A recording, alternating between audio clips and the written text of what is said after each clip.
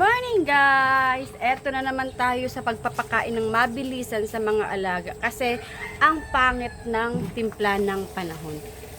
Makulimlim siya tapos kagabi malakas yung mga ulan. Meron na akong napakain doon na dalawa. So, ito naman ang pupunuin natin para makapagpakain na sa lahat ng mga alaga.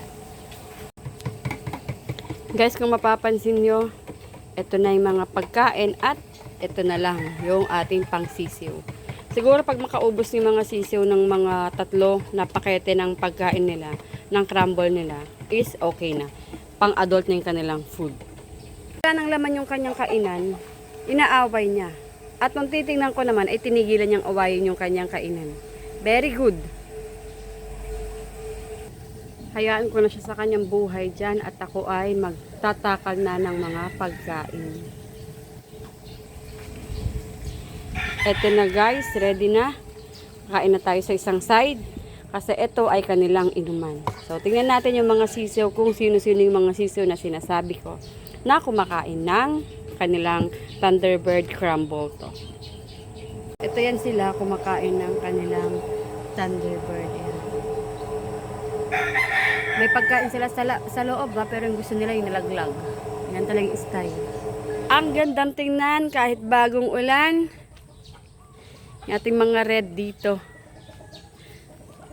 Guys, wag na kayong maano dyan sa mga damo. Kasi may style kami na yung damo na yan, ililipatan ng mga pen para ma-ocupa nila yung mga damo para makakain sila. So, ayan yung ating mga lugar ng ating mga inaalagaan dito. At yan yung mga sisiw na sinasabi ko. So, magbigay na tayo ng pagkain. Ito si Macho Guapito, ang tatay ng ating gagawing catchcock. Ayan. So, makikita nyo naman, magana siyang kumain at syempre, healthy. Tingnan nyo naman. Pulang-pula ang leeg hanggang batok, hanggang kanyang lambe, hanggang kanyang palong. Okay? Guys, ito yung sinasabi ko na kumakain ng crumble. Yung mga sisiw ni Barangay doon. Ayan sila guys. Ito yung dating nasa fly pen. Sa brooder doon sa kabila.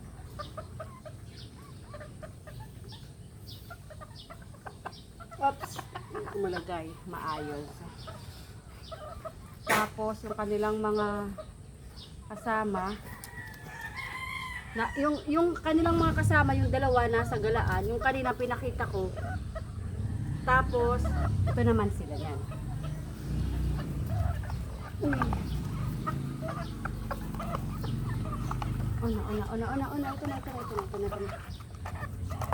So, uy.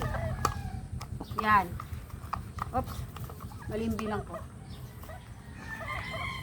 Okay. Ayan na sila guys. So, 3 dito, mag-isa lang dito yung ating pagkain. Yan, sige, try na. Ay, salamat. Tapos, sa susunod naman ng pagkakataon, yung dalawa na nakikita nyo dun sa labas kanina, yun naman ang ating papakainan dito sa ating grass area. Kaya yun ang nangyayari sa kanila. Palitan lang muna.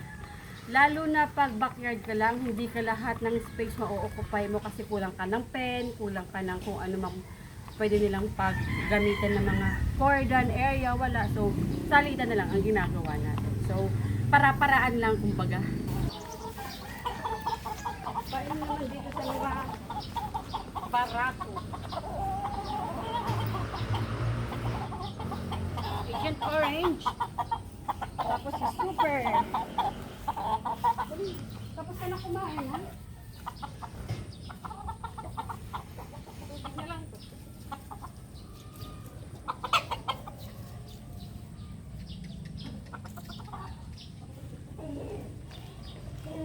Ito na lang si Lemon. Napakaganda ng pangalan niya, Lemon. Dahil siya isang lemon.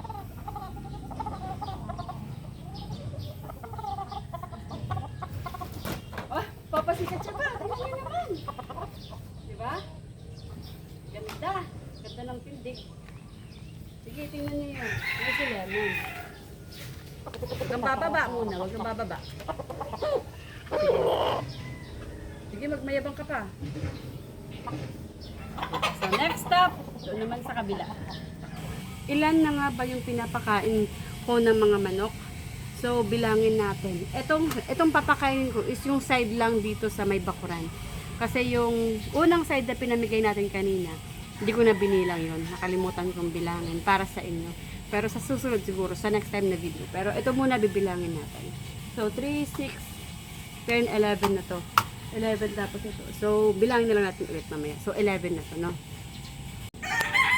20 na ito. 20. Ayan, 20. So, guys, hanggang matapos to malagyan, nasa 53 ang papakainin ko sa may bakuran. Guys, ito yung aking area of responsibility. Ayan. Sobrang dami nila. Naghati lang kami ni Barangay Donna para sabay-sabay silang kumain. So, ito yung area ko. Tapos mamaya-maya, libutin natin yung area na si Barangay Donna naman ang nagpakain. So, mula dito sa bulik, hanggang papunta dun sa ating Dabar Cats. So, magpapakain na ako para sabay-sabay naman silang kumain. May kumakain na kasi dito sa likod ko eh. Ayun. Ayun. Yan sila. So, dito tayo nag-start sa ating bulik. Ayan. Yan ang ating area of responsibility hanggang dun. Hanggang dito. Itong mga nakapen, hanggang dun sa dulo. Kasama ko sa area of responsibility si Agilus. Oh, ito na Agilus. Dito ka. Ay nako, sabi ko dito ka. Oh, yan na. Yan na. Oh, dito ka. Oh. Yan. Pakain na muna ako, nagmamadali na sila. So guys, ito yung ating Dabar Cats. Nandito na tayo sa dulo ng ating lugar na pagpapakain. Ayan. Ayan. Ganda nila, mga dumalaga na yan. Pero wala pa sa kanilang nangingitlog ha. Itlog dumalaga, wala pa. Lemon, bulik, and then gray. Yan ang ating mga dumalaga. Ang gaganda nila, ang lulusog. Tingnan natin yung mga paa nila. Oh. Diba? Lemon, maliit lang talaga kasi.